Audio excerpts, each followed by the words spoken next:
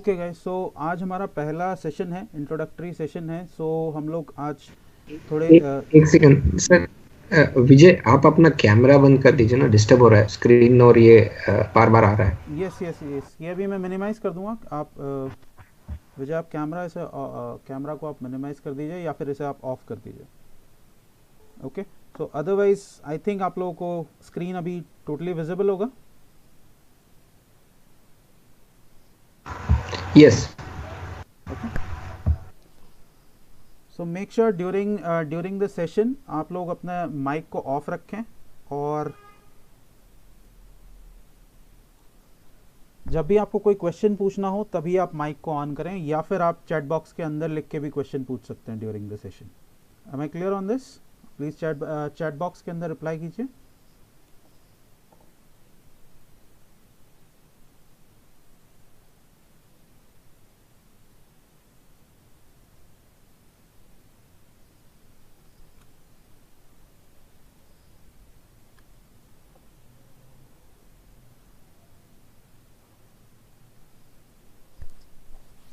Okay, सो आगे बढ़ने से पहले मैं सबसे पहले आज का एजेंडा आप लोगों को क्लियर कर देता हूँ। सबसे पहले हम कोर्स हमारा कैसे चलेगा इस चीज़ को डिस्कस कर लेते हैं।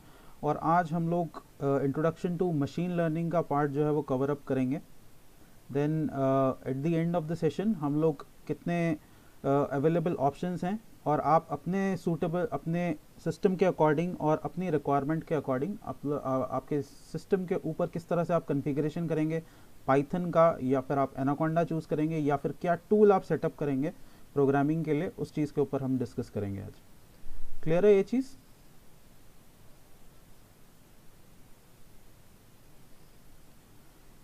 सबसे पहले हम लोग एजेंडा समझ लेते हैं कि हमारा जो कोर्स है वो किस तरीके से काम करेगा। ये 1 मंथ का कोर्स है, और मंडे टू फ्राइडे हमारी क्लासेस होंगी। कल due to the technical difficulty class हमारी नहीं हो पाई। हम इसे आगे डिस्कस कर लेंगे whether we are going to extend this class on Saturday, या फिर हम आगे इसको एट द एंड इसको हम एक्सटेंड कर सकते हैं। ओके, सो यही 8 o'clock हमारी क्लास स्टार्ट होगी every day. So everyone has to be there by 7:55। सबको 7:55 से पहले अपने डेस्कटॉप के ऊपर आके या फिर लैपटॉप के ऊपर स्काइप आपको एक्सेस कर लेना है। ओके, देन 21 लेक्चर्स इसके अंदर हम कवर अप करेंगे, और 21 लेक्चर्स के अंदर हम लोग machine learning plus deep learning plus project and the deployment of the project, ये 4 चीज़ें हम लोग कवर अप करेंगे। कुछ लोग हैं यहाँ पर जो बिल्कुल स्क्रैच से सीखना चाहते हैं, कुछ लोग हैं जो ऑलरेडी काम कर रहे हैं पहले से इस टेक्नोलॉजी के ऊपर। तो हम लोग पाइथन प्रोग्रामिंग लैंग्वेज से स्टार्ट करेंगे, उसके बेसिक्स से। Then will move on to the preprocessing, data preprocessing part. Then will move on to the algorithm part, and then will go to the production. Okay, so कैसे आप model को deploy करेंगे cloud servers के ऊपर। AWS को मैं cover up करूंगा इसके अंदर। AWS के ऊपर हम लोग देखेंगे कैसे आप अपने मॉडल को यहाँ पर डिप्लॉय करेंगे। Is it clear? Please chat box के अंदर एक बार रिप्लाई कीजिए।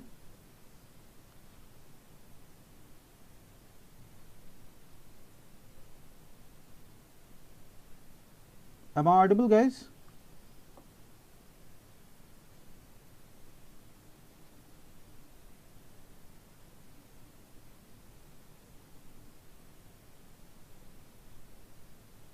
Guys, am I audible?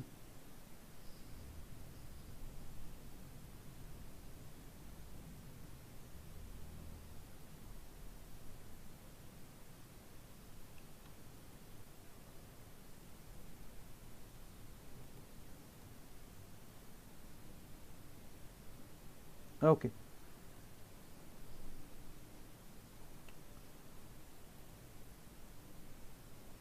Okay, so let's start with introduction to machine learning. Okay, so आज सबसे पहले हम लोग अपना आज का एजेंडा देख लेते हैं कि क्या क्या चीज़ें आज के इस सेशन में हम लोग कवर अप करेंगे। First we are going to see what is machine learning, machine learning क्या चीज़ है। देन देखेंगे हम what is the difference between traditional programming और वर्सेस मशीन लर्निंग प्रोग्रामिंग, दोनों में क्या डिफरेंस है। जो अभी तक हम लोग प्रोग्रामिंग करते हुए आ रहे हैं और मशीन लर्निंग की जो प्रोग्रामिंग है उसके कंपैरिजन अगर करें तो कहाँ डिफरेंस हमारे पास आ जाता है. Then will take this, will compare these three things, these three areas, AI, ML and DL. इसको लेकर भी थोड़ी सी कन्फ्यूजन है. आर्टिफिशियल इंटेलिजेंस क्या है, मशीन लर्निंग क्या है और डीप लर्निंग क्या है, इनके तीनों के डिफरेंस को हम समझेंगे. Then the most important thing, data, क्योंकि इसके बिना कुछ भी नहीं हो सकता. तो डेटा क्या है, what is this data, what are the different types of data, sources क्या हैं, what are the different sources and different types of data. Then how this data controls your daily life, basically कैसे ये आपको influence करता है daily basis के ऊपर. Okay, then programming languages कौन कौन सी अवेलेबल हैं मशीन लर्निंग के लिए. एंड देन कौन सा टूल आप चूज करेंगे अपनी रिक्वायरमेंट के अकॉर्डिंग, या फिर आप किसको आप फर्स्ट प्रेफरेंस देते हैं. ओके, आपकी पसंद का टूल क्या है. So let's start. Okay, so let's start with this guy. Anybody knows के हु इज दिस गाय?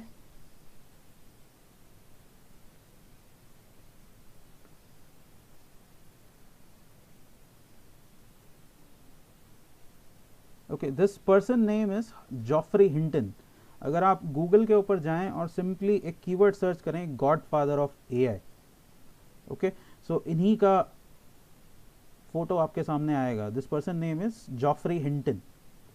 सो जितने भी आज के टाइम पे आप एल्गोरिदम्स देखते हैं या फिर डीप लर्निंग के फील्ड को रिवोल्यूशनाइज करने के अंदर इसी पर्सन का हाथ है.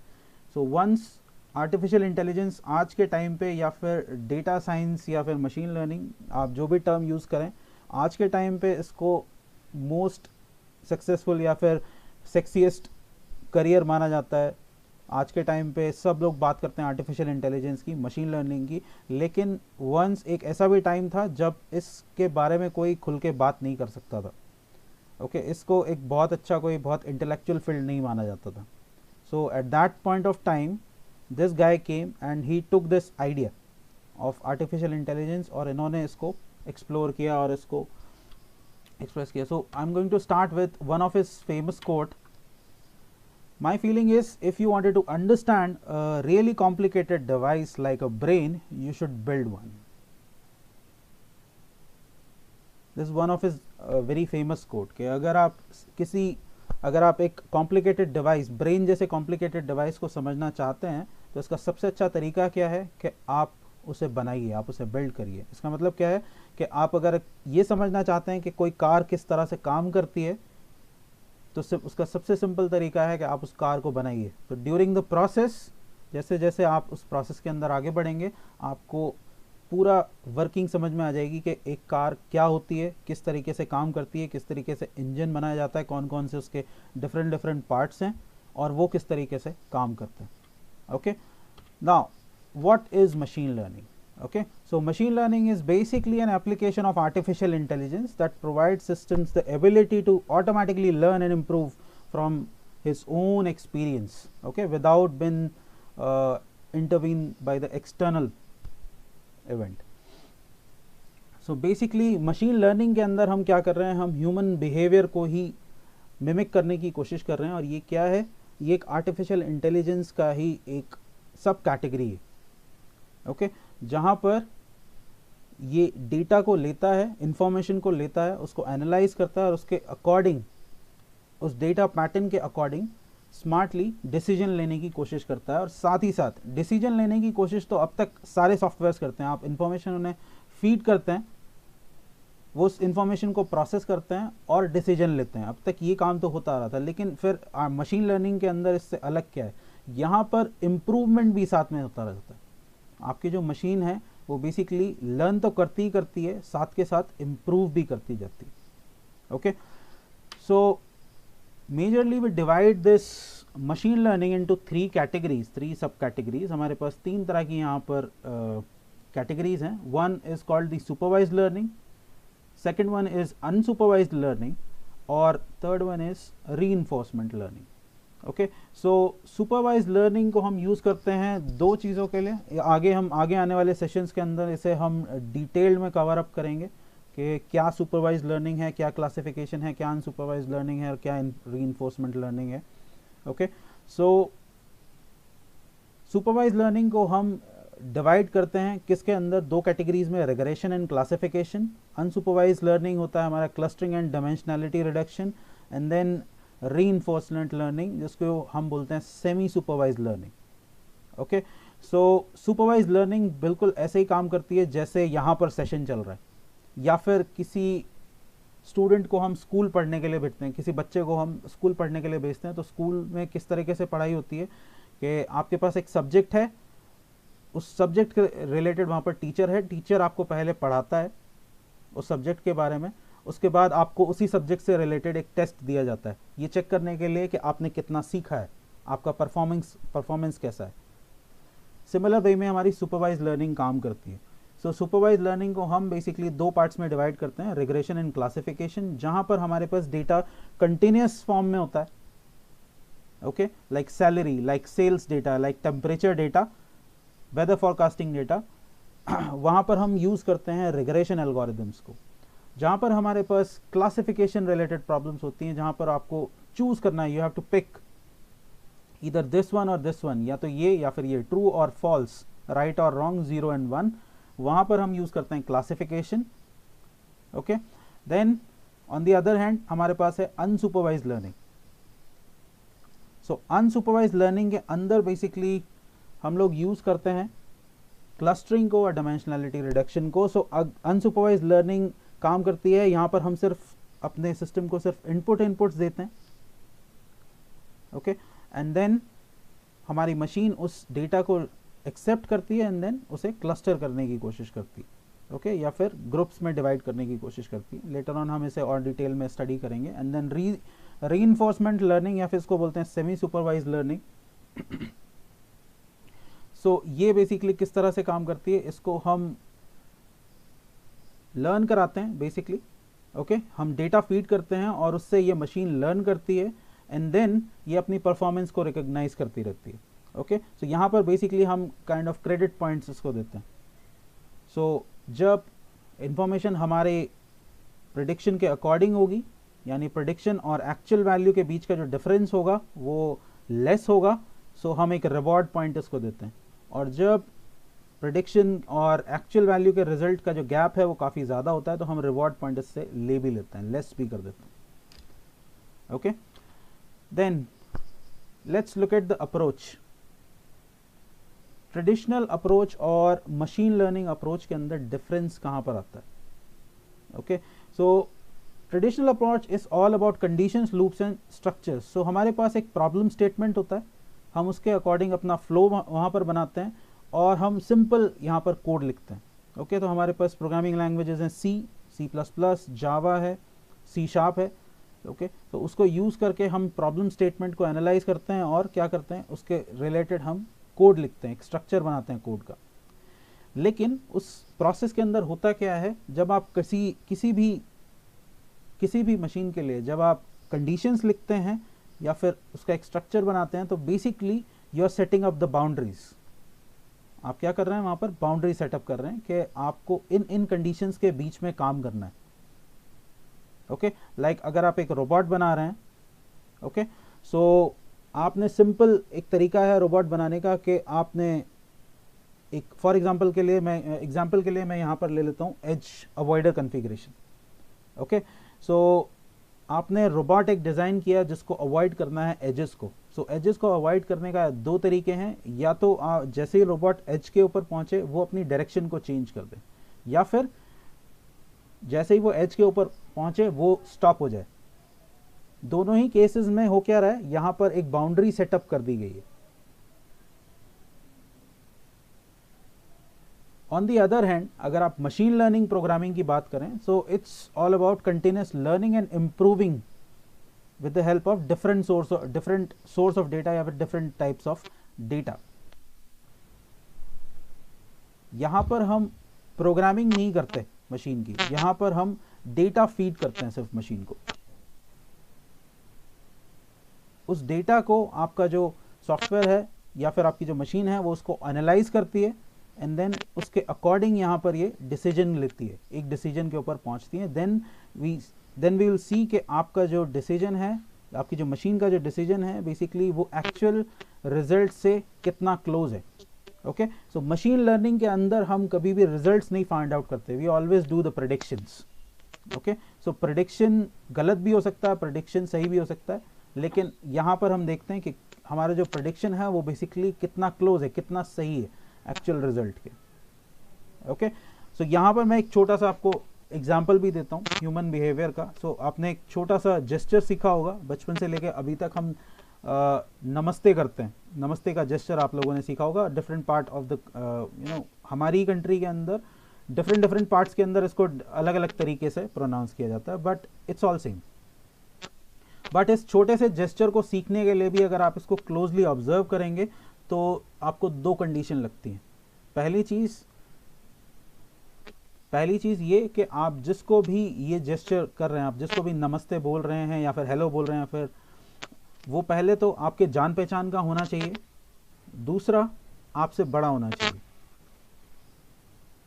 ओके, तब हम क्या बोलते हैं, नमस्ते बोलते हैं। अगर आप इसमें से एक भी कंडीशन को हटा दें तो आप देखेंगे क्या होगा कि फॉर एग्जांपल मैं पहली कंडीशन को हटा दूं, अगर आप उस पर्सन को जानते ही नहीं है तो आप सुबह से शाम तक क्या करेंगे, नमस्ते ही करते रहेंगे, जो भी मिलेगा आप उसको नमस्ते नमस्ते नमस्ते नमस्ते। ऑन द अदर हैंड अगर आप सेकंड कंडीशन को हटा दें तो क्या होता है कि वो पर्सन फॉर एग्जांपल आपसे आप उसे जानते हैं, ठीक है, लेकिन वो आपसे बड़ा नहीं है, तो आपसे छोटे भी बहुत सारे लोग हैं, तो आप फिर अपने से छोटों को भी नमस्ते करना शुरू कर दोगे। तो बेसिकली ये दोनों कंडीशन के अंदर ही होगा क्या, डिजास्टर हो जाएगा। आप सुबह से शाम तक नमस्ते ही करते रहोगे जितने भी लोग आपको मिलेंगे। Now what is the difference between, यहाँ पर एक छोटा सा डिफरेंस देख लेते हैं, AI ML और DL यानी artificial intelligence, machine learning and deep learning के अंदर। Okay, so basically what is this artificial intelligence? Artificial intelligence is a branch of computer science with an approach to create a machine or a service with decision making capability like a human being. Okay, so what basically we are trying to do, we are trying to mimic the human behavior. हम यहाँ पर एक human के behavior को artificial intelligence के अंदर mimic करने की कोशिश करते हैं। यही ओवरऑल आइडिया है कि जिस तरीके से हम ह्यूमंस इंटेलिजेंटली अपने आसपास की सिचुएशंस को ऑब्जर्व करके और डिसीजंस लेते हैं, उसी तरीके से एक मशीन भी डिसीजन ले पाए। Now what is this machine learning? Machine learning is a sub category of artificial intelligence which provides you to explore the tools which provides you the tools to explore the different types of data. So machine learning क्या है? Machine learning basically artificial intelligence का ही एक सब category है, क्योंकि अगर कोई भी मशीन, किसी भी मशीन के अंदर हम ह्यूमन बिहेवियर को मिमिक करने की कोशिश करते हैं तो वो लर्न भी उसी तरीके से करेगी जिस तरीके से हम लर्न करते हैं। हम किस तरीके से लर्न करते हैं? हमारे पास 5 सेंसेस हैं, वो 5 सेंसेस कंटिन्यूस डेटा को गैदर करती रहती हैं और हमारा ब्रेन उसे प्रोसेस करता रहता है। Guys please turn off your mic, thanks. So आपका जो ब्रेन है वो 5 सेंसेस से डेटा को कंटिन्यूस गैदर करता रहता है, उसको प्रोसेस करता रहता है और उसी के अकॉर्डिंग वो डिसीजन लेता है। तो आपके पास एक मास्टर टूल है बेसिकली डेटा को एनालाइज करने के लिए, that is your brain. Okay, but machine learning के केस में आपके पास डिफरेंट प्रोग्रामिंग लाइब्रेरीज हैं जिनको यूज करके हम क्या करते हैं, हम डेटा को एनालाइज करते हैं। Then what is this deep learning? Okay, so deep learning is basically another subset of machine learning in artificial intelligence, जहां पर हम क्या करते हैं, ह्यूमन ब्रेन के प्रोसेसिंग को, ह्यूमन ब्रेन के पैटर्न्स को एनालाइज करने की कोशिश करते हैं सो दैट हमारी मशीन उसी तरीके से डिसीजन मेकिंग कर सके या फिर डेटा का क्लासिफिकेशन कर सके। Okay,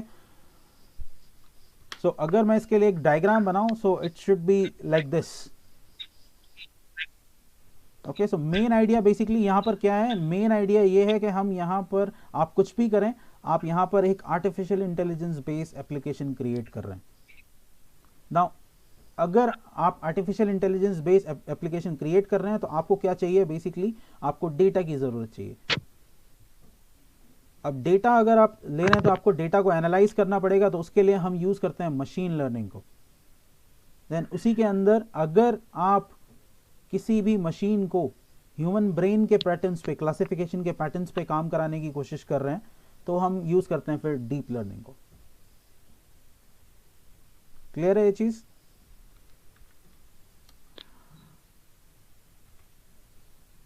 now what is this data? अब इस डेटा को हम लोग समझते हैं basically. So it's a digital information which reveals your behaviour pattern. Data और कुछ भी नहीं है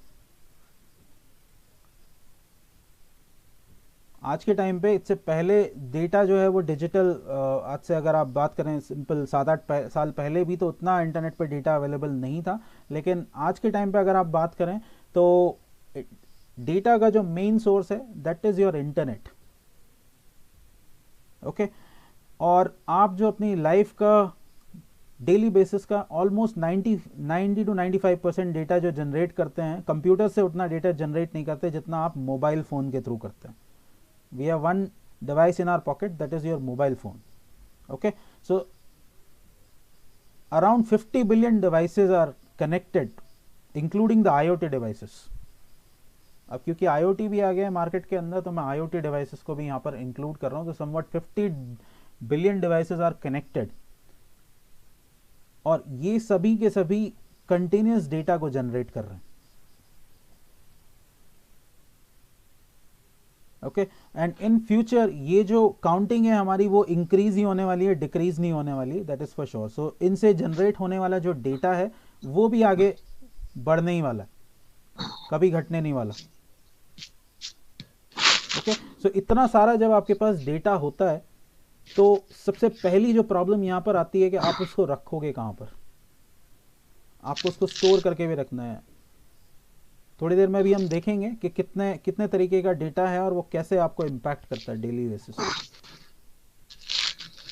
नाउ अगर हम बात करें इंटरनेट की, तो एक एवरेज पर्सन जो है वो अपने 10 से 11 घंटे डेली, वैसे तो आइडियली अगर मैं कहूँ तो 24/7 हम लोग इंटरनेट को यूज़ करते हैं, क्योंकि आप अपना फ़ोन हमेशा अपने पास रखते हैं, कभी भी आप अपने फ़ोन को कहीं भी छोड़ते नहीं। ओके, तो आइडियली तो हम 24/7 यूज़ करते हैं इंटरनेट को, लेकिन अगर मैं फिर भी आपको अपना ऑफिस का काम भी करना है, कोई स्टूडेंट है तो उसको कॉलेज भी जाना है, लेक्चर्स अटेंड करना है, तो मैं इस टाइम को रिड्यूस करके यहाँ पर कर देता हूँ 10 to 11 hours per day. Okay, तो यहाँ पर एक बहुत इंटरेस्टिंग चीज़ निकल के आती है कि आप डेली का 10 से 11 घंटा, ये बहुत बड़ा टाइम फ्रेम है। इतना बड़ा टाइम आप क्या करते हैं, बेसिकली इंटरनेट के ऊपर स्पेंड करते हैं। सो अगर आप किसी भी टेक्नोलॉजी के ऊपर 10 से 11 घंटे स्पेंड करते हैं तो वो एक टेक्नोलॉजी नहीं रह जाती। It's not a technology anymore, it's a part of your daily life. Why it's a part of your daily life? Because you are not using it, you are practising it. अगर आप किसी भी चीज़ के ऊपर इतना time spend कर रहे हैं तो आप उसे यूज़ नहीं कर रहे हैं, आप उसे डेली बेसिस पे प्रैक्टिस कर रहे हैं। इसका एक छोटा सा अगर मैं आपको रियल लाइफ एग्जांपल दूं, तो आप जो 3 टाइम सुबह से शाम तक लंच, ब्रेकफास्ट, लंच, डिनर जो करते हैं वो किस लिए करते हैं? क्योंकि आपने अपने लाइफ के पिछले 20-25 साल या फिर 30-35 साल इसी चीज़ को हर रोज़ प्रैक्टिस किया है। अगर इसमें से एक भी टाइम आपको खाना ना मिले तो आपको तुरंत परेशानी महसूस होगी, आपकी बॉडी आपको तुरंत पिंच करने लगेगी, पोक करने लगेगी दैट मुझे कुछ खाने के लिए चाहिए, आई एम हंग्री। सो हमारी जो डेली लाइफ है वो प्रैक्टिस के ऊपर चलती है, और ऐसे ही हमारा जो ब्रेन है वो बेसिकली चीज़ों को लर्न करता है। ओके, सो क्या क्या हमारे पास डिफरेंट रिसोर्सेज हैं डेटा के। सो मेनली डेटा जो है वो 3 कैटेगरी के अंदर यहाँ पर डिवाइडेड है, that is text. First one is text, second one is videos, और second one is images, and third one is videos. 3 तरह का डेटा मेनली हमारे पास इंटरनेट के ऊपर अवेलेबल है, और यही 3 तरह का डेटा जो है वो आप कंटिन्यूसली डेली बेसिस पे जनरेट करते रहते हैं, और इसी को हर कंपनी यूज़ करती है एनालाइज करने के लिए, किसको? आपके बिहेवियर पैटर्न को। सो इस डेटा से बेसिकली पता क्या चलता है इस डेटा से आपके बारे में हर इंफॉर्मेशन निकाली जा सकती है, बिलीव इट और not, but Google and Amazon जैसी कंपनियां जो हैं, गूगल, अमेजोन, फेसबुक, आप अपने बारे में उतना नहीं जानते जितना वो आपके बारे में जानती हैं। आप शायद कोई कंटेंट इंटरनेट के ऊपर डालकर भूल गए हों, लेकिन वो कभी भी डिलीट नहीं होता, उसकी जैसे ही आप उसे इंटरनेट के ऊपर डालेंगे उसकी मिलियन कॉपीज बन जाती हैं तुरंत, बैकअप के ऊपर बैकअप बन जाता है। ओके, सो लेट्स सी कि ये जो डेटा है वो कितना इंपॉर्टेंट है और ये कैसे आपकी लाइफ को इम्पैक्ट करता है। इसकी इंपॉर्टेंस को सबसे पहले हम लोग समझते हैं। सो फर्स्ट टाइप का जो डेटा है हमारे पास, that is text.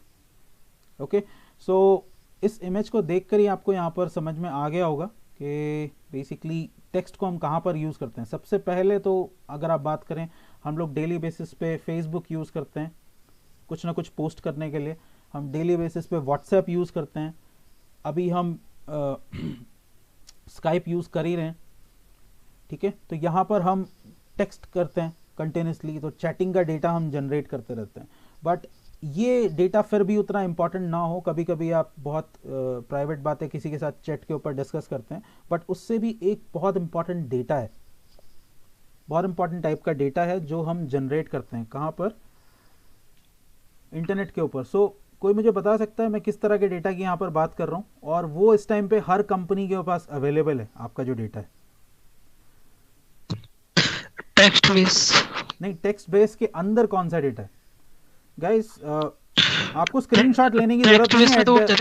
One second, आपको स्क्रीनशॉट लेने की जरूरत नहीं है, वैसे आप लेना चाहें तो ले सकते हैं, बट ये पीपीटी एट द एंड मैं आपको प्रोवाइड कराऊंगा, don't worry. Okay, so yes,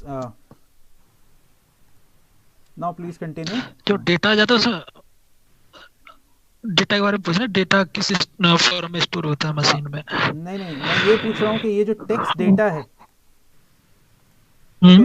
इस टेक्स्ट डेटा है, एक तो आपके पास टेक्स्ट डेटा है चैटिंग के फॉर्मेट में, ओके, ये तो नॉर्मल आप डे टू डे चैट है जो आप करते हो। एक बहुत इंपॉर्टेंट टाइप का डेटा है जो अभी हर कंपनी के पास अवेलेबल है, जो पर्सनल इंफॉर्मेशन होती है मोस्टली, सर जीमेल वगैरह। Gmail can be CSV।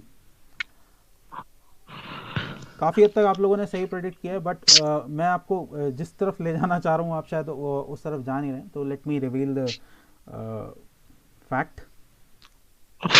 No, not that technical. I'm talking about your financial details. Bank information? Yes, bank information. I'm talking about your bank information. So जो आप chat के ऊपर जो data use करते हैं वो मे भी इतना इम्पॉर्टेंट ना हो, लेकिन आपकी जो बैंक की इंफॉर्मेशन है वो ऑलमोस्ट आज के टाइम पे हर कंपनी के पास अवेलेबल है, whether you talk about Amazon, Flipkart, आप बात करो किसकी, फ़ोन पे की, गूगल पे की, या फिर पेटीएम। जितना भी इंटरनेट के ऊपर जितना भी टेक्स्ट डेटा अवेलेबल है, और ये एक ऐसा डेटा है जो सबसे ज़्यादा क्वांटिटी में अवेलेबल है और मोस्टली अनऑर्गेनाइज्ड है, लेकिन इस अनऑर्गेनाइज्ड डेटा के अंदर भी जो सबसे इंपॉर्टेंट डेटा है, this is your financial details. आप यहाँ पर इतने पीसफुली बैठकर इस सेशन को इसलिए अटेंड कर पा रहे हो क्योंकि इन कंपनीज ने आपसे ये प्रॉमिस किया है कि आपका जो बैंक का इंफॉर्मेशन है वो आपसे ज़्यादा हमारे पास सुरक्षित है। यस और नो? सो इस चीज़ में किसी को कोई डाउट नहीं होगा, बट लेट्स सपोज कि अगर कोई सर्वर हैक कर ले, ओके, सो इवेंचुअली आपको पिछले साल का एक छोटा सा केस याद भी होगा कि आपको पिछले साल का छोटा सा केस एक याद भी होगा जहां पर फेसबुक ने ये चीज़ एडमिट किया था कि उनसे कुछ इंपॉर्टेंट स्टूडेंट्स का स्टैनफोर्ड का डेटा जो है वो लीक आउट हो गया, और उसके ऊपर बहुत ज़्यादा कंट्रोवर्सी भी हुई थी। ओके, सो उसके बाद हुआ क्या है, यूरोपियन एंड अमेरिकन कॉन्टिनेंट के अंदर जितनी भी कंट्रीज़ हैं वहाँ पर हुआ क्या है, बेसिकली फर्स्ट वर्ल्ड कंट्रीज़ की मैं बात कर रहा हूँ, वहाँ पर डेटा प्राइवेसी लॉ को, वहाँ पर एक लॉ है जिसको हम बोलते हैं डेटा प्राइवेसी लॉ, उसको रिवाइज कर दिया गया। और न्यू डेटा प्राइवेसी लॉ के अकॉर्डिंग जब तक आप यूज़र से परमिशन नहीं ले लेते तब तक आप किसी भी कंपनी के साथ उस डेटा को किसी भी थर्ड पार्टी कंपनी के साथ आप उस डेटा को शेयर नहीं कर सकते। But can we do this in India? अगर आपका जो डेटा है वो पेटीएम के पास है, आपका जो डेटा है वो किसके पास है, आपका जो डेटा है वो गूगल पे के पास है या फिर फ़ोन पे के पास है, तो ये जो कंपनीज़ हैं वो आपका सबसे लाइफ का सबसे इंपॉर्टेंट डेटा होल्ड करके रखी हुई है। अगर वो इस डेटा को यूज़ करना चाहें किसी भी पर्पस के लिए या फिर किसी को इसे सेल करना चाहें, तो क्या आप इस बारे में कुछ कर सकते हैं? प्लीज़ चैट बॉक्स के अंदर रिप्लाई कीजिए।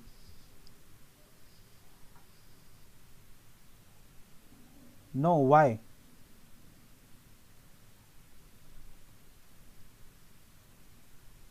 Okay, Vijay is saying no, everybody is saying no, why? But why?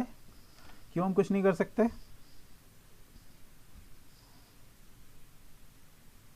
Because there is no, in India there is no such thing called data privacy law.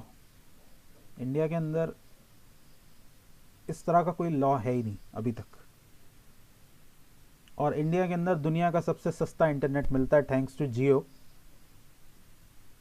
Okay, so इसी के ऊपर based मैं आपको एक और फैक्ट बताता हूं कि हम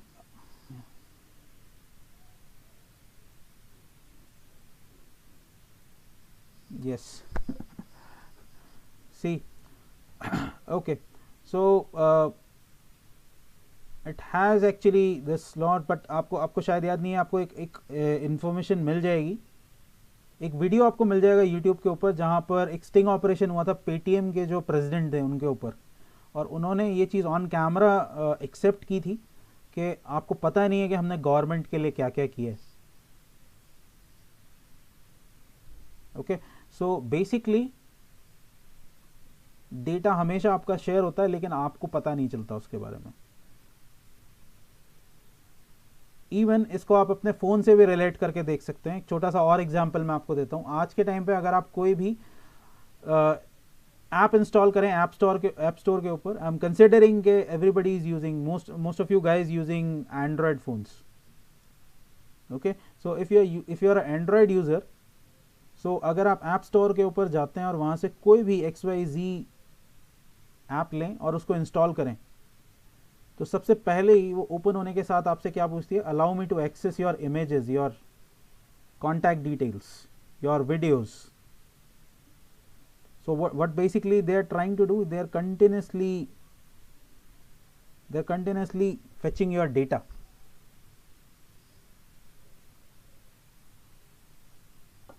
Okay, then next one is the images. So next इसके बाद जो हमारे पास सबसे बड़ा डेटा अवेलेबल है, it's in the form of images. So Facebook के ऊपर आप अपने फ़ोटोज़ कंटिन्यूसली अपलोड करते रहते हैं। फेसबुक को अभी इंस्टाग्राम टेक ओवर कर चुका है। इंस्टाग्राम के ऊपर भी आप कंटिन्यूसली अपने फ़ोटोज़ को अपलोड करते रहते हैं। Then you are updating your pictures. और अभी एक रिसेंटली नहीं बट थोड़ा टाइम हो गया, अभी एक ऐप ट्रेंड के अंदर आई थी, फेस ऐप आई थिंक नाम था उसके अंदर, जिसके अंदर आप ओल्ड दिखा सकते थे। तो उसके ऊपर भी ये एलिगेशन लगा था कि they are basically gathering the data from the users और इसको ये यूज़ कर रहे हैं किसी चीज़ के लिए। ओके, सो इमेजेस को भी हम जब इंटरनेट के ऊपर बेसिकली डालते हैं तो उससे पहले हम इसको यूज़ सोचते नहीं है। Okay, so one of my friend जिसके साथ ये इंसिडेंट हुआ था कि बेसिकली इसका मतलब क्या है, अगर आप पार्टी कर रहे हैं कहीं पर और आपने इमेज क्लिक करके फेसबुक के ऊपर अपलोड किए हैं, तो इसका सीधा सा मतलब ये है कि मैं तो पार्टी कर रहा हूँ, तो मेरे घर पर कौन है? कोई भी नहीं है। सो बेसिकली मेरा जो घर है या फिर मेरा जो रूम है वो चोरी के लिए खुला हुआ है, कोई भी आके लूट सकता है। ओके, सो मैं ये नहीं बोल रहा हूँ कि आप इमेजेस ना डालें, but you have to be very very careful कि आप किस तरह का डेटा यहाँ पर अपलोड कर रहे हैं। ओके, नाउ अब टेक्स्ट डेटा क्या, एक और मैं एग्जांपल आपको देता हूँ कि टेक्स्ट डेटा को और कहाँ पर यूज़ किया जाता है। तो आप लोगों ने एक चीज़ ऑब्जर्व की होगी आज के टाइम पे, और इट्स वेरी कॉमन कि आप कोई भी वेबसाइट आप ओपन कीजिए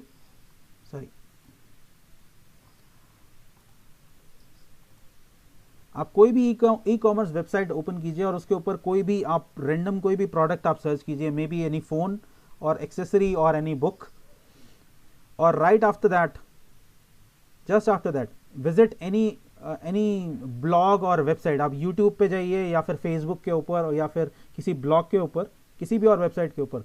सो आप you will see that you are going to see those products ad continuously. आपको सेम प्रोडक्ट्स के ऐड वहाँ पर कंटिन्यूसली देखने के लिए मिलेंगे।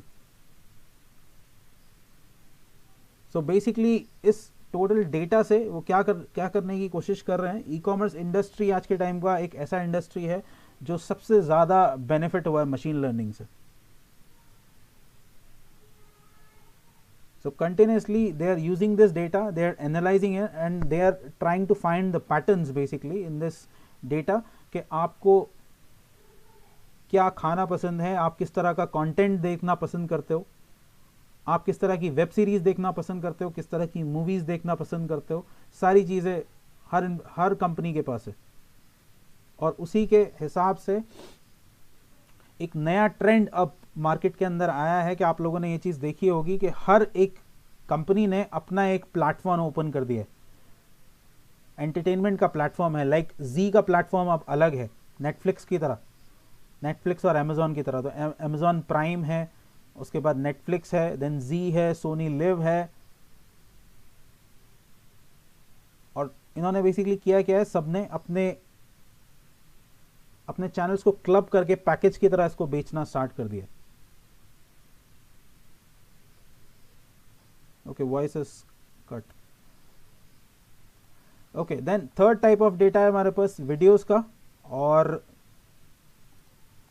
ये भी सेम हम एनालिसिस की पर्पस के लिए यूज करते हैं।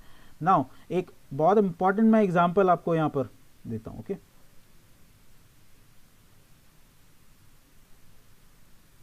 I always used to say this कि security is a myth आज के टाइम पे। okay, privacy is a myth. Why? Let me tell you why. Okay, so let's suppose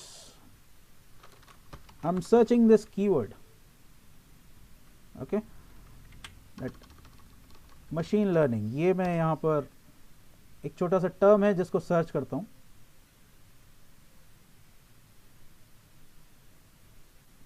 sorry, my system is little slow क्योंकि ये सुबह से on है। सो अगर आप इसको जस्ट स्क्रॉल करें और नीचे की तरफ अगर आप जाएं तो आप नीचे यहाँ पर देखेंगे आपकी करंट लोकेशन यहाँ पर आपको देखने के लिए मिलेगी। सो ये करंट लोकेशन कहाँ से आ रही है, कोई बता सकता है ये कैसे पता चल रही है? सर इंटरनेट के एड्रेस को एक्सेस करता है, आईपी। इंटरनेट एक्सेस आईपी को एक्सेस करता है ये, इंटरनेट से एक्सेस करता है। आईपी ना, आईपी एड्रेस होता है ना, उसको एक्सेस करता है ये जो करंट आईपी होगी ना उससे देता है ये। लेकिन आईपी का पता कैसे चलेगा कि कहाँ से एक्सेस हो रही है? जो हमारा जो इंटरनेट कनेक्शन है जहाँ जिस आईपी पे लगा है उसकी आएगा ना। जैसे आपके घर पर लगा तो आपके घर पर आईपी अलग होगी, आपके मोबाइल है मोबाइल की आईपी अलग होगी।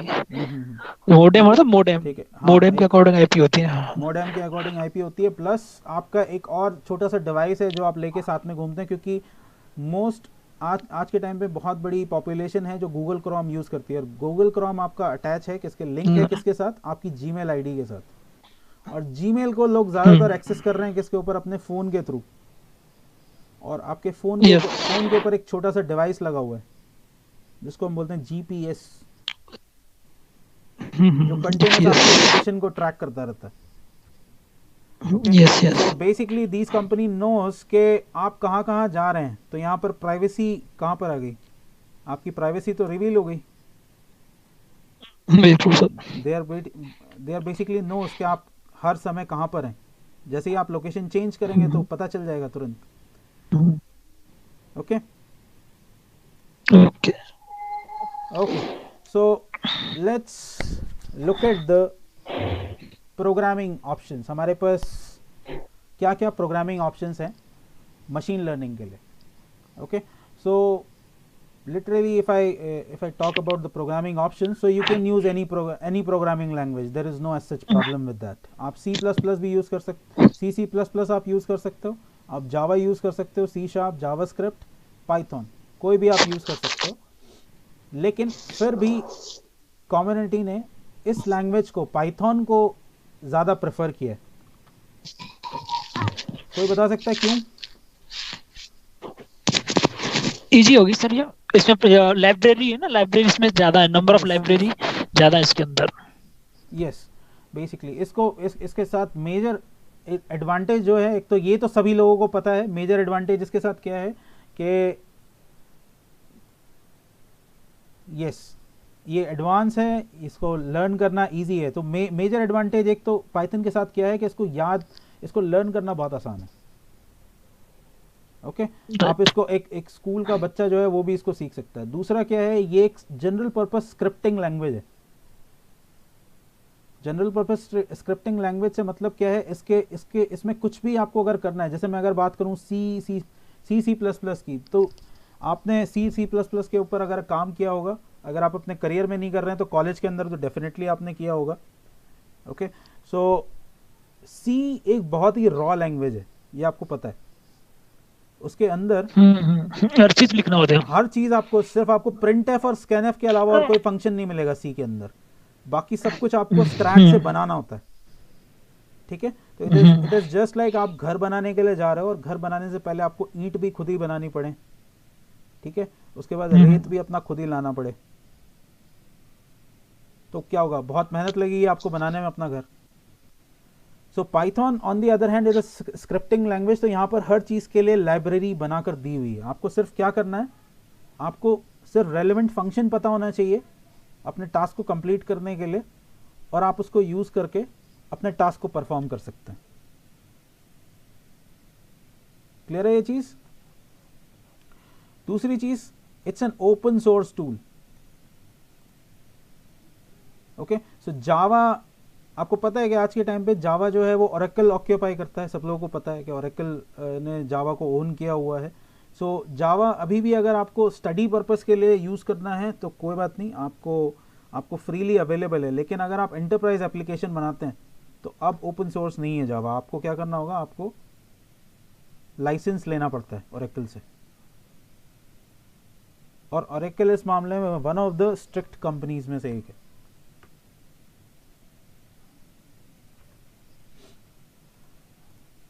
ऑन दी अदर हैंड अगर आप देखें सी शार्प, तो सी शार्प जो है वो आपका किसका, माइक्रोसॉफ्ट का टूल है। ओके, सो इट्स इजी, इसका सिंटेक्स बहुत इजी है, इसको याद करना आसान है, और देन इट्स जनरल पर्पस, यानी कि स्क्रिप्टिंग लैंग्वेज तो है ही, आपको इनबिल्ट फंक्शन तो मिलते ही मिलते हैं, साथ में अगर आप अपने खुद के फंक्शन बनाना चाहें, अपनी खुद की लाइब्रेरी डेवलप करना चाहें, तो वो भी आप पाइथन के साथ कर सकते हैं। Okay, then Python it's like a one man army. अगर आप बात करो पाइथन के एडवांटेज की, तो Python is like a one man army literally. Python की अगर आप बात करें तो सिर्फ आप नाम लीजिए किसी भी एरिया का, ऐसा कोई एरिया नहीं है जिसको पाइथन टच ना करता हो। If you talk about web development, IoT, data science, machine learning, software development, embedded development, just name it, game development,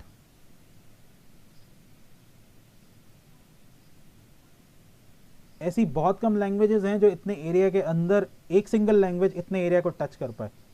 इससे मिलती जुलती सिर्फ एक जावा, अगर आप जावा को पकड़ें तो जावा के अंदर इतना एप्लीकेशन है कि जो वेब डेवलपमेंट में भी काम कर ले, सॉफ्टवेयर डेवलपमेंट में भी और GUI डेवलपमेंट में भी। लेकिन जिन लोगों ने जावा के अंदर काम किया उनको पता है कि जावा का सिंटेक्स कितना पेनफुल है, वो मुझे बताने की ज़रूरत नहीं। नाउ एट द एंड क्या क्या ऑप्शंस हमारे पास अवेलेबल हैं प्रोग्रामिंग के लिए।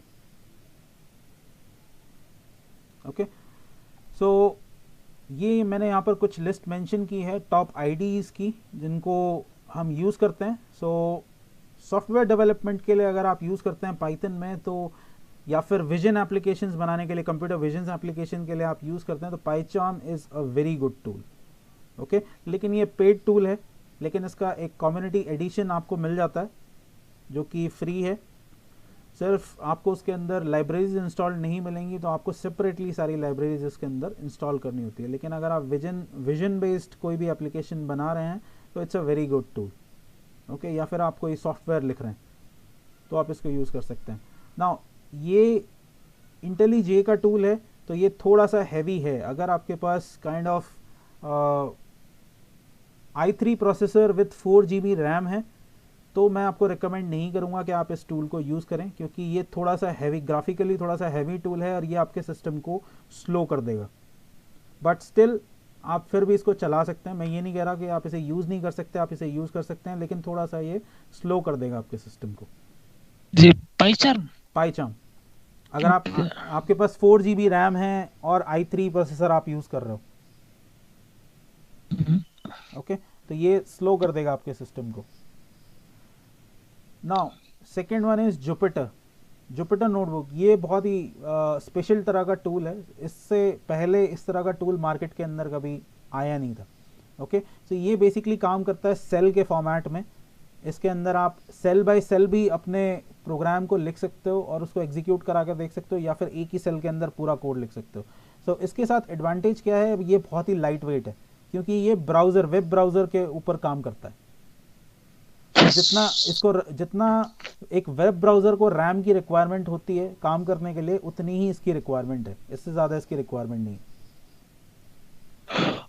तो अगर आपके पास लो कॉन्फ़िगरेशन का सिस्टम है तो आप बेटर कि आप जुपिटर नोटबुक यूज़ कीजिए। दूसरा, टेक्स्ट डेटा रिप्रेजेंटेशन में भी ये जितना अच्छा ये रिप्रेजेंट करता है टेक्सचुअल डेटा को, CSV फाइल्स को, उतना अच्छा और कोई टूल विजुलाइज नहीं करता। टेबल फॉर्मेट को ये सबसे अच्छे तरीके से विजुलाइज करने में हेल्प करता है। Now third one is your spider आपको मिलेगा एनाकोंडा एनवायरनमेंट के साथ। ओके, और एनाकोंडा भी आज के टाइम पे किसी को बहुत फेमस टूल है, किसी को उसके बारे में स्पेशली जानने की ज़रूरत नहीं है। ओके, सो ये आपको अलग से इंस्टॉल करने के लिए नहीं मिलता, ये एनाकोंडा के साथ इंटीग्रेटेड आता है। तो एनाकोंडा अगर आप इंस्टॉल करेंगे तो उसके ऊपर एनाकोंडा नेविगेटर के अंदर आपको बहुत सारे टूल्स मिलेंगे। ओके, आई होप कि आप में से कई लोग एनाकोंडा पहले से यूज़ कर रहे होंगे। ओके, सो ये आप यूज़ कर सकते हैं। देन इसी से जुपिटर नोटबुक से मिलता जुलता एक और जुपिटर नोटबुक से मिलता जुलता एक और टूल अवेलेबल है, जिसको अब जुपिटर नोटबुक की कम्युनिटी इसको प्रमोट कर रही है, that is Jupyter labs. Okay, so वो भी सिमिलर है जुपिटर नोटबुक की तरह ही, थोड़ा सा उसका जो विजुअलाइजेशन है वो थोड़ा सा डिफरेंट है, otherwise everything is same. Okay, but मैं थोड़ा सा रिकमेंड नहीं करता। अगर आपके पास लो कॉन्फ़िगरेशन का सिस्टम है तो मैं आपको एनाकोंडा रिकमेंड नहीं करता। और वैसे भी आई एम नॉट, ये मेरा ओपिनियन है। अगर आप उसको यूज़ करना चाहते हैं तो कोई बात नहीं, आप यूज़ कर सकते हैं, मुझे कोई प्रॉब्लम नहीं है। लेकिन क्यों मैं एनाकोंडा यूज़ करने के लिए मना करता हूँ सबको, वो बिगिनर्स के लिए बहुत अच्छा टूल है। अगर आप अगर आपको कोई लाइब्रेरी इंस्टॉलेशन के चक्कर में नहीं पड़ना है तो एनाकोंडा बहुत अच्छा टूल है। आप उसे डाउनलोड कीजिए, इंस्टॉल कीजिए। उसके ऊपर समवट 150 के अराउंड लाइब्रेरीज़ हैं जो प्री इंस्टॉल्ड आपको मिलती हैं, आपको कुछ नहीं करना होता उसके ऊपर। ओके, लेकिन फॉर अ सेकेंड अगर आप सोचें तो 150 में से कितनी लाइब्रेरीज हैं जो आप यूज़ कर पाएंगे? हार्डली 7-8 लाइब्रेरीज, ज़्यादा से ज़्यादा 10 लाइब्रेरीज। बाकी की जो 140 लाइब्रेरीज हैं वो अनयूज्ड ही रहती हैं और वो हमेशा आपके सिस्टम का स्पेस ऑक्यूपाई करके रखेंगी। तो अगर आप एनाकोंडा को देखें तो एनाकोंडा का जो इटसेल्फ सेटअप आता है वो समवट 600-650 MB के आसपास का है। और अगर आप उसे इंस्टॉल करेंगे तो कंप्लीट इंस्टॉल होने के बाद जो वो स्पेस लेता है दैट इज समवट 2.9 GB के आसपास का स्पेस वो ऑक्यूपाई करता है आपके कंप्यूटर के ऊपर। तो अगर इतना बड़ा टूल आपके सिस्टम के ऊपर काम कर रहा है और उसमें से ऑलमोस्ट 90% टूल आप यूज़ भी नहीं कर रहे हो, तो इतने बड़े टूल का फिर कोई सेंस नहीं है। यस और नो? Yes. ओके, बट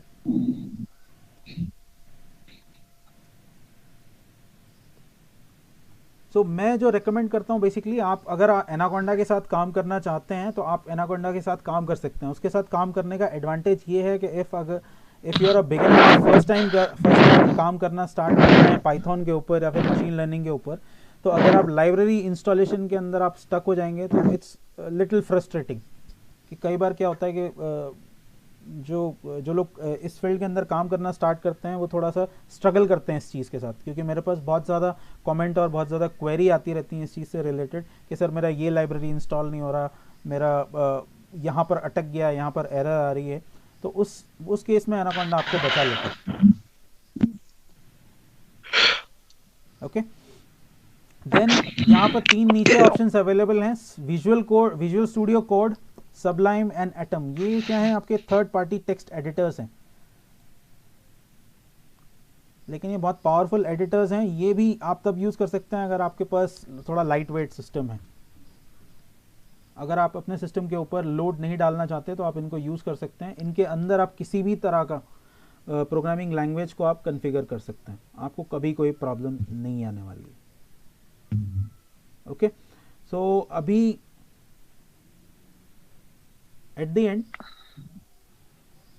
मैं आप लोगों को यहाँ पर एक छोटा सा एनवायरनमेंट सेटअप करके दिखाऊंगा। तो आप लोगों को क्या करना है, आप लोगों को अपने सिस्टम के ऊपर पाइथन को सेटअप करना है।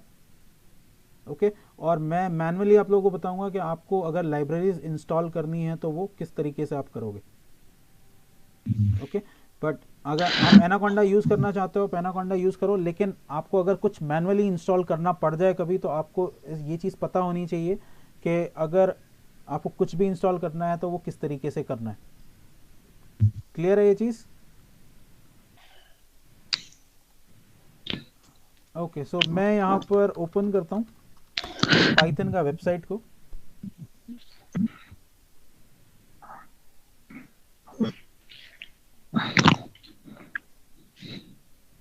ओके, सो करंटली अभी यहाँ पर 3.8 वर्जन जो है वो अभी चल रहा है। तो आप कोई भी मेक श्योर आप करना कि आप 3.8 वर्जन इंस्टॉल ना करें अपने सिस्टम के ऊपर, क्योंकि ज़्यादातर लाइब्रेरीज जो हैं वो अभी इस वर्जन के साथ कंपैटिबल नहीं है।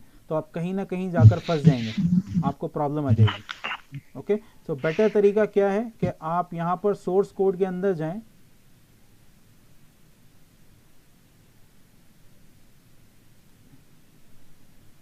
ओके, और नीचे की तरफ अगर आप यहाँ पर आएंगे तो आपको यहाँ पर अपने पुराने सारे लिस्ट मिल जाएगी आईडीज़ की। सो मेरे एक्सपीरियंस में पाइथन 3.6.5 से और पाइथन 3.7.5 के जितने भी एनवायरनमेंट हैं बहुत स्टेबल एनवायरनमेंट हैं, आप कोई भी यूज़ कर सकते हैं इसमें से। ओके, लाइक ये आपको यहाँ दिख रहा है पाइथन 3.7.5। इसको अगर मैं ओपन करूँ यहाँ पर और आप नीचे की तरफ यहाँ पर आएंगे स्क्रॉल करके, तो आपको यहाँ पर बहुत सारे एनवायरनमेंट मिलेंगे पाइथन के। सेकंड चीज़ जो आपको नहीं करनी है, जो मिस्टेक बहुत ज़्यादा लोग करते हैं, वो 32 बिट का एनवायरनमेंट इंस्टॉल कर लेते हैं पाइथन का। ओके, सो 32 बिट के ऊपर डेवलपमेंट अभी बंद हो चुका है इंडस्ट्री के अंदर। अभी 32 बिट के कंप्यूटर्स भी आने बंद हो गए हैं, 32 बिट के सॉफ्टवेयर्स भी डेवलप होने बंद हो गए हैं। तो अगर आप 32 बिट पाइथन इंस्टॉल करते हैं तो आप कहीं ना कहीं जाके स्टक हो जाएंगे, कोई ना कोई लाइब्रेरी इंस्टॉल नहीं होगी, आपके लिए प्रॉब्लम क्रिएट करेगी करेगी। तो आपको क्या करना है, आपको हमेशा 64 बिट इंस्टॉल करना है। और कौन सा इंस्टॉल करेंगे, ये विंडोज़ x86 64 एग्जीक्यूटेबल इंस्टॉल है। क्लियर है ये चीज़? इसे आप डाउनलोड करेंगे। तो मैं पूरा एक बार प्रोसीजर आपको बता रहा हूँ कि आप कैसे इंस्टॉल करेंगे और कैसे आप सेटअप करेंगे यहाँ पर।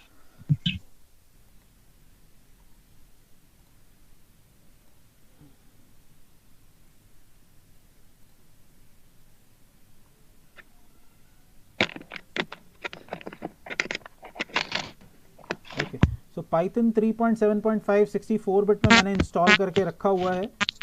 इसे मैं आपको इंस्टॉल करके दिखाऊंगा और साथ ही साथ ये भी दिखाऊंगा कि अगर आपको कोई लाइब्रेरी इंस्टॉल करनी है या for example Jupyter notebook install करना है तो वो आप किस तरीके से करेंगे।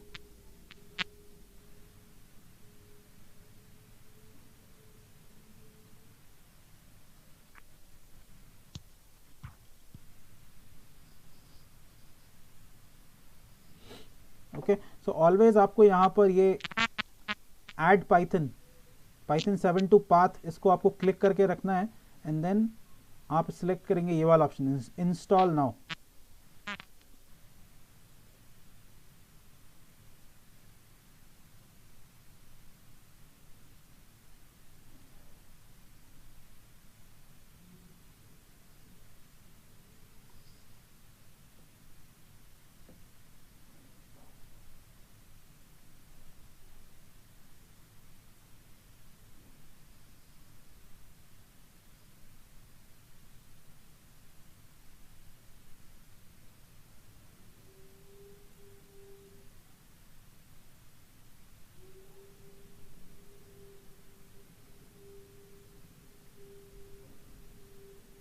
मीनवाइल जब तक ये इंस्टॉल हो रहा है, किसी को अगर कुछ पूछना है तो वो अपना माइक ऑन करके पूछ सकता है।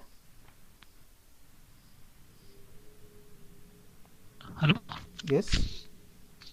सर मैंने जो लास्ट टाइम इंस्टॉल किया था पाइथन का ये वाला ही जो, तो पहले इंस्टॉल ही नहीं हुआ, लाइब्रेरी बस इंस्टॉल ही नहीं हुई थी उसके, फेल हो रहा था पीछे लास्ट में जाकर। हाँ कोई बात नहीं, वो मैं आपको यहाँ पर अभी एक लाइब्रेरी इंस्टॉल करके आपको प्रॉपर दिखाऊंगा कि किस तरीके से आपको लाइब्रेरी इंस्टॉल करनी है, क्या प्रोसीजर है जो आपको फॉलो करना चाहिए।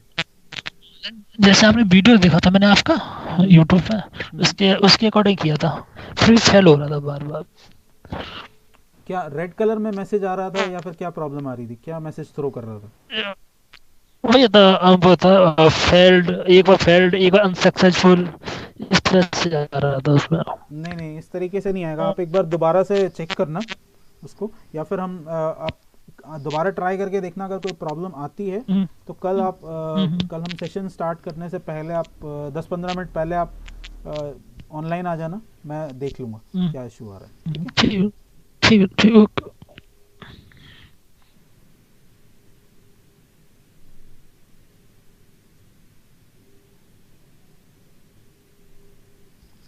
एक चीज़ हाँ और बहुत इम्पॉर्टेंट है, आप एटलीस्ट विंडोज़ 8 ज़रूर यूज़ करें, विंडोज़ 7 के ऊपर इंस्टॉल करने की कोशिश ना करें, क्योंकि पाइथन विंडोज़ 7 के ऊपर भी बहुत प्रॉब्लम क्रिएट करता है। वहाँ पर भी आपको ज़्यादातर लाइब्रेरीज जो हैं वो सपोर्ट नहीं करेगी, आपको DLL एरर आ जाएगा वहाँ पर, विंडोज़ डिपेंडेंसी का एरर।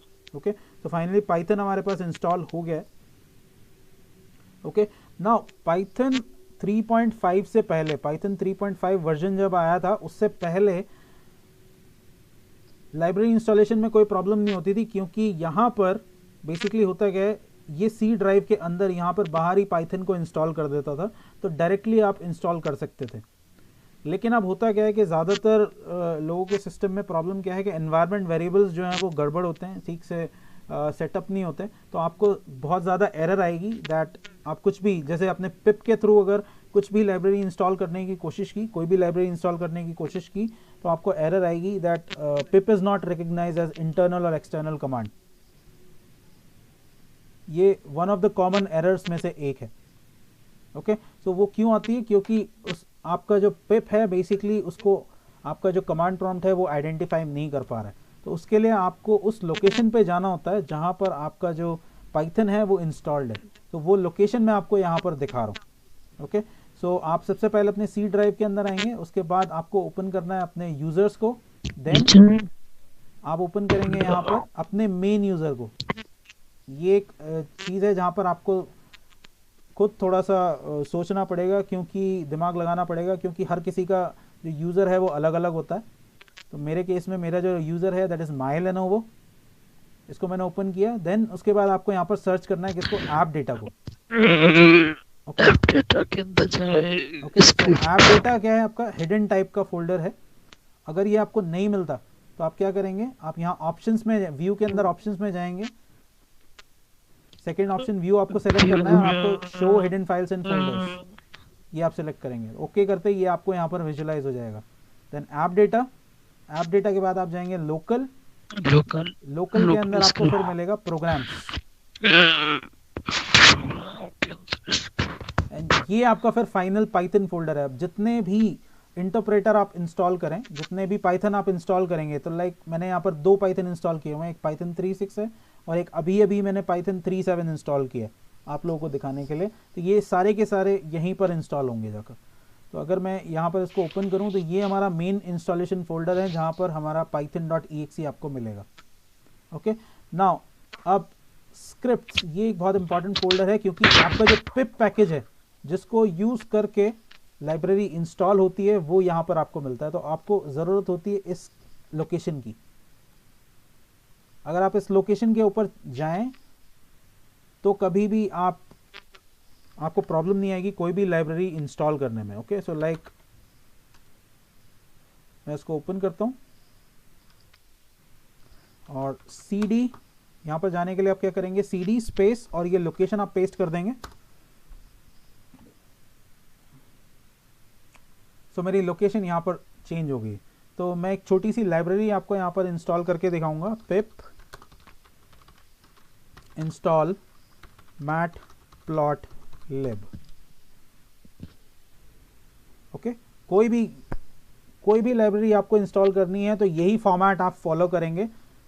कभी कभी थोड़ा बहुत नाम के अंदर चेंजेस हो सकते हैं, लेकिन सेफली लाइब्रेरी को इंस्टॉल करने का तरीका ये है कि आप प्लीज़ उसकी वेबसाइट को विज़िट कीजिए, वहाँ पर आपको इंस्टॉलेशन से रिलेटेड कमांड और प्रोसीजर ज़रूर मिलेगा। और पाइथन के ऊपर काम करने की सबसे अच्छी बात यही है कि हर लाइब्रेरी की अपनी एक पर्सनल वेबसाइट है और वहाँ पर उसके डॉक्यूमेंट्स वगैरह सब कुछ अवेलेबल हैं।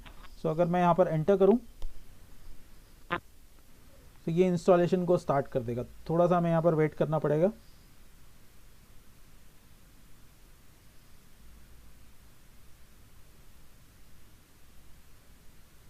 Now this installation basically depend on your internet speed। अब कितना इंटरनेट स्पीड आपको मिल रहा है उतना ही टाइम लगेगा इसको इंस्टॉल होने में।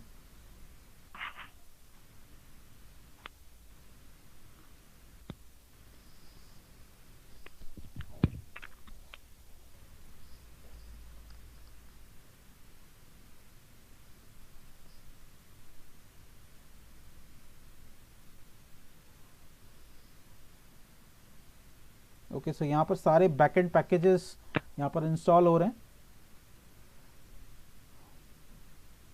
डोंट वरी, इस छोटी सी एरर को आपको ध्यान नहीं देना है, ये सिर्फ ये मेरे सिस्टम का प्रॉब्लम है, ये आप लोगों को एरर नहीं आएगी। तो यहाँ पर अगर आप देखेंगे तो इंस्टॉलिंग कलेक्टिंग पैकेजेस इतने सारे, मैटप्लॉटलिब को इंस्टॉल करने से पहले इतने सारे करीबन 5-6 सपोर्टिंग पैकेजेस की ज़रूरत पड़ती है, तो इन सबको भी ये साथ में डाउनलोड करता है।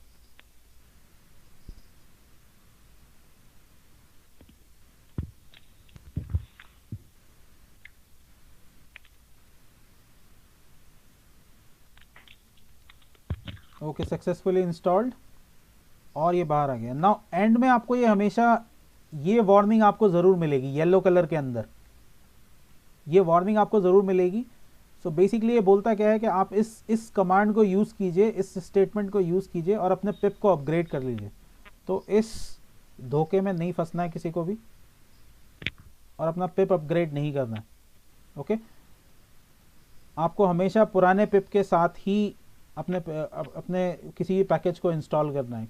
उसका रीज़न मैं बता देता हूँ। समटाइम्स नया पैकेज जो होता है, वो नया पिप पैकेज जो होता है वो अनस्टेबल होता है, तो वो कभी कभी आपकी लाइब्रेरीज को इंस्टॉल नहीं कर पाता। ओके, सो मेक आप इस वार्निंग को निगलेक्ट कीजिए प्लीज़। ओके, नाउ अब हमारा लाइब्रेरी इंस्टॉल हो चुका है, तो अब मुझे अगर टेस्ट करना है तो मैं टेस्ट कैसे करूँगा, या फिर मैंने जो पाइथन इंस्टॉल किया था वो मुझे कहाँ पर मिलेगा। तो मैं यहाँ पर अपने स्टार्ट मेन्यू को ऑन करूँगा और मैं जाऊँगा पी कैटेगरी के अंदर नीचे की तरफ। तो यहाँ पर जितने भी पाइथन आपने इंस्टॉल किए हुए हैं वो सब आपको दिखेंगे। ये रहा मेरा पाइथन 3.7, इसको मैं क्लिक करूँगा और यहाँ पर है मेरा छोटा सा आइडियली एनवायरनमेंट, इसके ऊपर क्लिक करते हैं।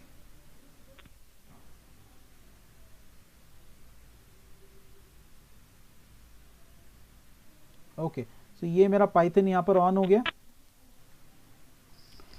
अब मैंने मैटप्लॉटलिब इंस्टॉल किया है, तो मैं किस तरीके से उसे चेक कर सकता हूँ। सबसे आसान तरीका है किसी भी लाइब्रेरी को चेक करने का कि अगर आप ये चेक करना चाहते हैं कि आपने कोई भी मॉड्यूल इंस्टॉल हुआ है, ठीक से हुआ है या नहीं हुआ है, तो उसका सबसे आसान तरीका है कि आप उसे इंपोर्ट कीजिए। तो मैं यहाँ पर इंपोर्ट करता हूँ, import matplotlib.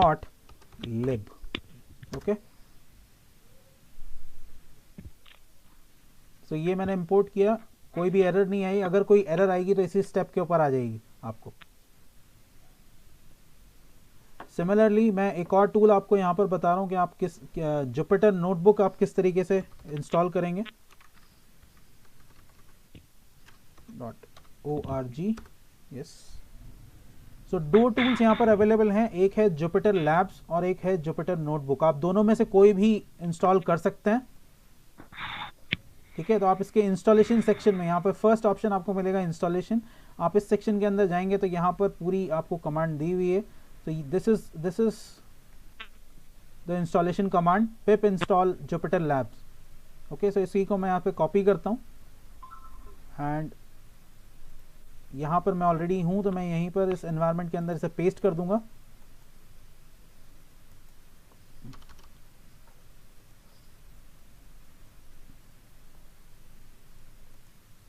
Copy and paste.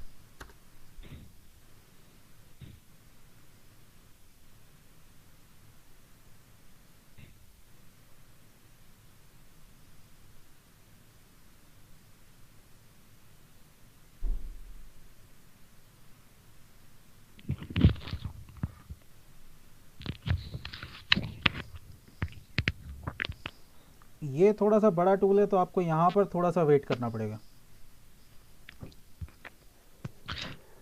मेरे में इंस्टॉल नहीं हो पाता था ये। जुपिटर नोटबुक, हाँ वो नहीं जुपिटर लैब। पाता ये, बस लाइन चेंज हो जाती थी बस, रॉन्ग पाथ में हो ही नहीं पाता था ये।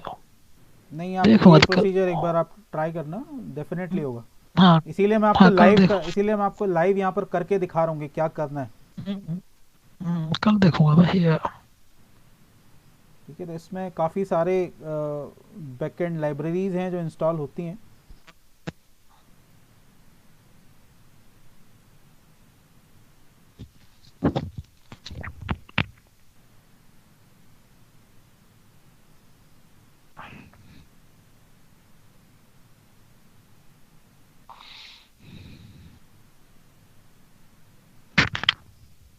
ओके, सो जब तक ये इंस्टॉल हो रहा है,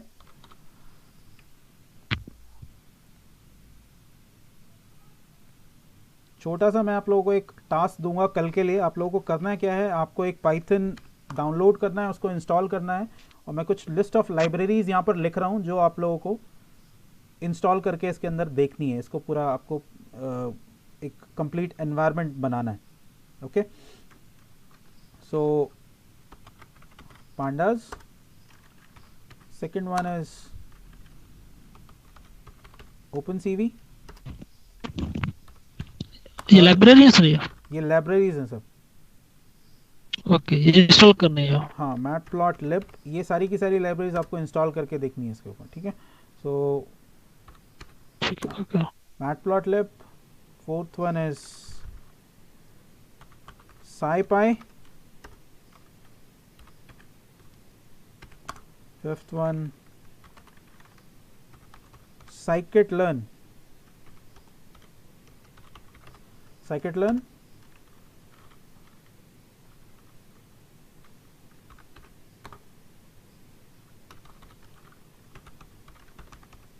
TensorFlow, and seventh is Jupyter या फिर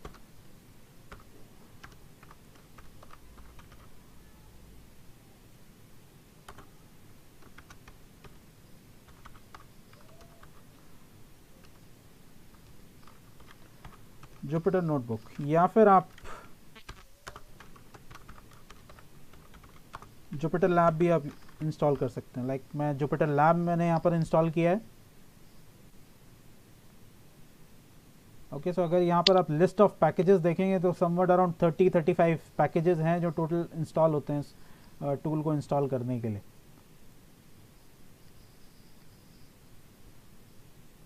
ओके, सो अगर आपको इंस्टॉलेशन के लिए हेल्प चाहिए तो मैं आपको एक छोटी सी टिप यहाँ पर दे देता हूँ। इन सभी लाइब्रेरीज़ की अपनी पर्सनल वेबसाइट है, और उन वेबसाइट्स के ऊपर इनका इंस्टॉलेशन सेक्शन भी आपको मिलेगा। तो आप वहाँ जाएंगे, वहाँ पर आपको इसी तरह से पिप की कमांड मिल जाएगी और उसको यूज़ करके आप इसे इंस्टॉल कर सकते हैं।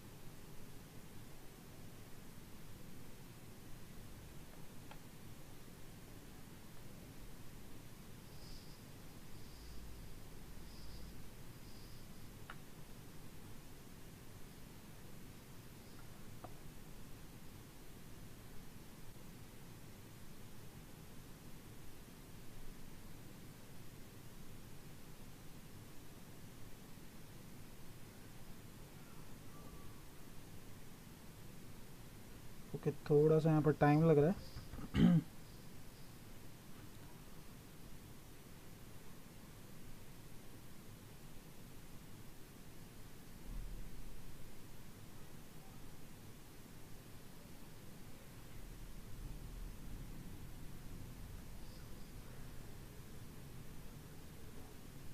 Okay, it's done. So check करने के लिए अब क्या करेंगे आप, ये टूल इंस्टॉल हुआ है या नहीं हुआ है। मैं एक और कमांड प्रॉम्प्ट यहाँ पर ओपन कर रहा हूँ। ओके, और सिंपल यहाँ पर आपको टाइप करना है JUPYTER जुपिटर स्पेस लैब, ये आप टाइप करेंगे और ये कमांड आपको यहाँ पर भी मिल जाएगी। यहाँ पर इन्होंने इंस्ट्रक्ट किया हुआ है, in order to launch you have to write this Jupyter Lab.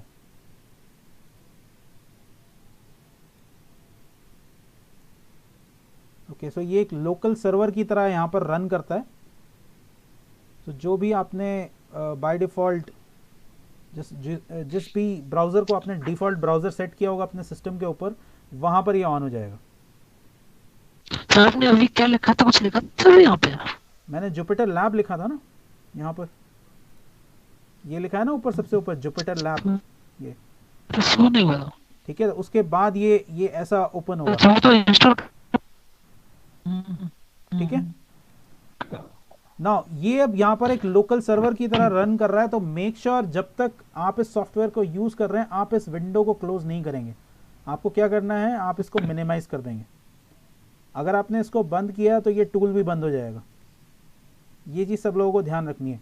Now अब इसको यूज करने का तरीका है बेसिकली, अगर ये क्लोज हो जाता है, आप इसको किसी तरीके से गलती से आपसे क्लोज हो जाता है, तो आप इसको ओपन कैसे करेंगे। यहाँ पर नीचे की तरफ क्लियरली इंस्ट्रक्शन दिया हुआ है that copy and paste one of the URL। आप या तो ये वाला URL आप यूज कर सकते हैं या फिर लोकल होस्ट वाला URL आप यूज कर सकते हैं। तो इसको मैं सिलेक्ट करूंगा यहाँ से यहाँ तक, और उसके बाद आपको Ctrl+C यूज नहीं करना है, क्योंकि आप देखेंगे use Ctrl+C to stop this server. अगर आपने Ctrl+C प्रेस किया तो ये क्विट हो जाएगा सर्वर। तो मैं राइट क्लिक यहाँ पर करूँगा, ये राइट क्लिक इसको कॉपी एंड पेस्ट की तरह यहाँ पर काम करता है। तो यहाँ पर आएंगे, वापस इसको मैं पेस्ट करूँगा एंड एंटर।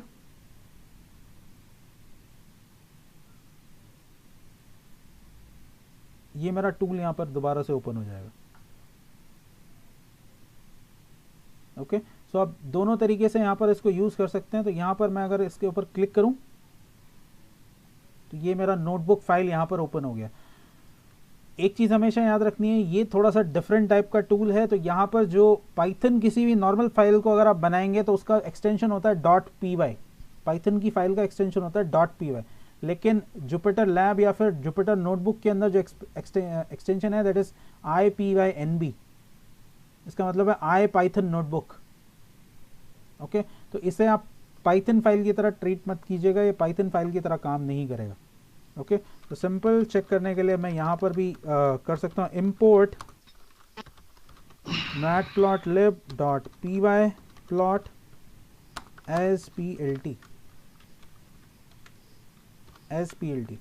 ओके, सो इस सेल को अगर आपको एग्जीक्यूट करना है तो इसके लिए आप करेंगे shift and enter.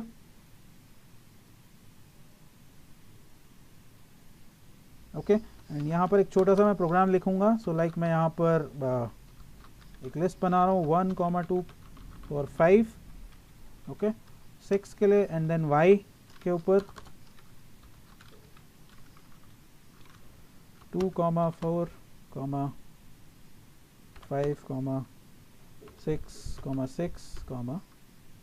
1 for example. ये मैं यहाँ पर पॉइंट्स ले लेता हूँ, इनको मैं यहाँ पर प्लॉट करके देखूंगा। तो plt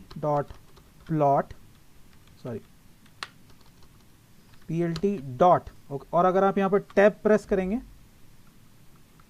सो अभी ये काम नहीं कर रहा, don't worry. So plot is one of the functions, इसको आप यूज कर सकते हैं।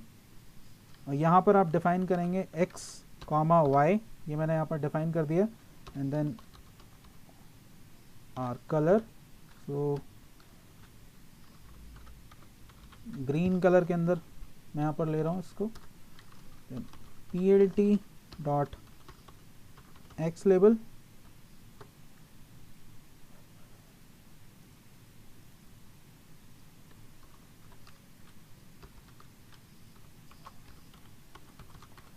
x axis plt dot y label,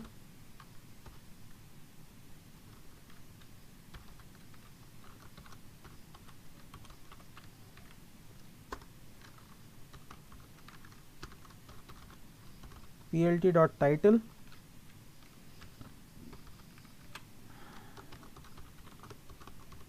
line plot, and में रिजल्ट शो करने के लिए plt डॉट शो। ओके, सो आप अगर चाहें तो इस सेल के अंदर आप यहाँ पर एक सिंगल रिजल्ट भी एग्जीक्यूट कर सकते हैं, और उसके बाद अगर आप कंप्लीट ब्लॉक ऑफ कोड लिखना चाहें तो वो भी आप यहाँ पर कर सकते हैं। ओके, सो इसको मैं करूँगा शिफ्ट एंटर, और ये मेरे पास यहाँ पर लाइन प्लॉट बन के आ गया। तो हमारे पास x एक्सिस है, हमारे पास y एक्सिस है, एंड देन टाइटल, और ग्रीन कलर हमने बोला था तो ग्रीन कलर में हमारे पास यहाँ पर लाइन आ रही है। सो ये एक छोटा सा टेस्टिंग कोड हमने लिखा अपनी लाइब्रेरी को टेस्ट करने के लिए और अपने टूल को टेस्ट करने के लिए। वन मोर चीज़, यहाँ पर अगर आपको कमेंट करना है तो कमेंट नहीं, सॉरी, डॉक्यूमेंटेशन अगर आपको यहाँ पर बनाना है जुपिटर लैब या फिर नोटबुक के अंदर, तो यहाँ पर आप देख रहे हैं कोड सेक्शन, उसकी जगह हम यूज़ करते हैं मार्कडाउन। तो अगर आप यहाँ पर लगाएं hash, okay, hash space, okay, so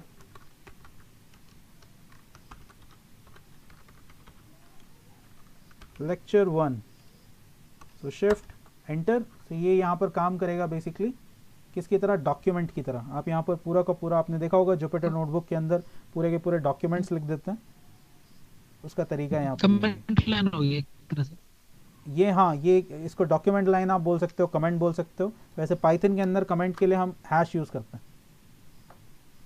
okay, अच्छा, ये कमेंट लाइन वो अलग होगी तो? हाँ, कमेंट लाइन अलग है, ये डॉक है, ये डॉक्यूमेंटेशन अच्छा, है। अगर आप इसको डबल क्लिक करो तो ये सिंपल डॉक्यूमेंटेशन लिखने का तरीका। तो इस सेल का टाइप क्या है, मार्कडाउन, लेकिन अगर मैं यहाँ पर क्लिक करूँ तो इस सेल का टाइप क्या है, कोड। ये चीज ध्यान रखनी है। तो जब भी आप इस तरह का कुछ डॉक्यूमेंट देखें तो वो हमेशा मार्कडाउन के अंदर लिखा होगा। ठीक है, इसको अगर मैं एग्जीक्यूट करूंगा तो ये इस तरह का आपको एक डॉक्यूमेंट बना के दे देगी यहाँ पे छोटा। क्लियर है गाइस? ओके, सो आज के लेक्चर के लिए हम लोग इतना ही रखते हैं। तो आप लोगों को अपने सिस्टम के ऊपर पाइथन को सेटअप करना है और ये सारे टूल्स उसके ऊपर इंस्टॉल करके देखने हैं। तो अगर आप लोगों का कोई क्वेश्चंस है तो आप लोग पूछ सकते हो, अदरवाइज हम लोग आज का सेशन यहीं पे वाइंड अप करेंगे। अच्छा, जो एनवायरनमेंट है जिस पे हम बुक कर रहे हैं अभी, कंपाइल कर रहे हैं, प्रोग्राम लिख रहे हैं, तो ये वो जुपिटर लैब है ना? ये जुपिटर लैब है। आप जुपिटर लैब यूज कर सकते हो, आप जुपिटर नोटबुक यूज कर सकते हो, कोई भी आप कर सकते हो। दोनों का तरीका सेम है। बेस्ट कौन सा दोनों में से? नहीं, ऐसा कुछ चीज नहीं है कि बेस्ट कौन सा है। दोनों एक ही कम्युनिटी के टूल हैं। वो डिपेंड करता है आपको कौन सा पसंद है। आप कह रहे ना जो मैं तो उसी को यूज करता हूँ, जुपिटर नोटबुक को। तो आप कोई भी यूज करके देखो, आपको जो हैंडी लगे आप उसको यूज कर सकते हो। ठीक है, ऐसा कुछ नहीं है कि दोनों में से एक्चुअल में अच्छा कौन सा है, क्योंकि दोनों का काम करने का तरीका एकदम सेम है। सिर्फ इन्होंने थोड़ा सा विजुअल इंटरफेस का चेंज किया है, अदरवाइज दोनों टूल एकदम सेम काम करते हैं। ठीक है, जिसमें लाइन चेंज, जो सेल चेंज करने के लिए कंट्रोल शिफ्ट। अगर आपको दो तरीके हैं यहाँ पर, अगर आपको सिर्फ इस सेल को एग्जीक्यूट करना है, सिंगल सेल को एग्जीक्यूट करना है, तो आप क्या करेंगे, आप कर देंगे कंट्रोल एंटर, तो सिर्फ यही सेल एग्जीक्यूट होगा। लेकिन आपको क्या करना है, ये सेल एग्जीक्यूट भी करना है और नेक्स्ट सेल जनरेट भी करना है। तो हम क्या करेंगे, शिफ्ट एंटर। ओके, दो तरीके हैं, या तो आप शिफ्ट एंटर कर दो या फिर कंट्रोल एंटर कर दो। तो अगर मैं शिफ्ट एंटर करूंगा तो ये क्या करेगा, नए सेल बनाता चला जाएगा। ओके, वैसे इनको हटाना हो तो डिलीट होता है ये। तो अगर इसको हटाना है तो आप क्या करोगे, यहाँ पर क्लिक करोगे बाहर की तरफ और 2 बार डी को प्रेस करोगे। डी को 2 टाइम, हाँ, 2 टाइम्स आपको क्या करना है, डी प्रेस करना है, तो ये डिलीट का काम करता है। ओके, ठीक है। उसके बाद अगर आप यहाँ साइड में अगर आप देख रहे हो तो नंबर लिखे आ रहे हैं 3, 2। ये क्या इंडिकेट करता है कि आपने कितनी बार इस सेल को एग्जीक्यूट करा है। इस पर्टिकुलर सेल को कितनी बार एग्जीक्यूट किया आपने, इसको मैंने 3 टाइम्स एग्जीक्यूट किया, इसको 2 टाइम्स एग्जीक्यूट किया। उसके बाद रन करने का एक और तरीका है, यहाँ पर रन का बटन भी दिया हुआ है, आप इसके ऊपर क्लिक कर दो तो ये इसको रन कर देगा। ठीक है,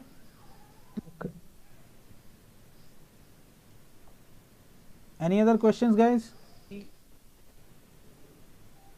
आप चैट बॉक्स के अंदर प्लीज पूछ सकते हैं अगर किसी का कोई क्वेश्चन है तो।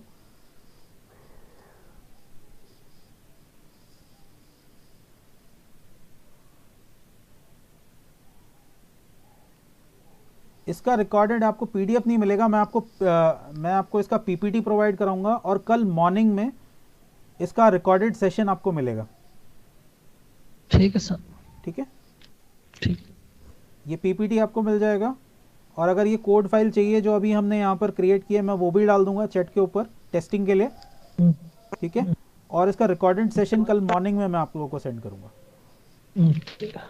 और कल कितने बजे? वही 8 बजे सर? हाँ, सेम टाइम पे आप लोग प्लीज लॉग इन करेंगे। क्लियर है? ठीक है sir. Okay okay okay, good night sir. Good night everyone.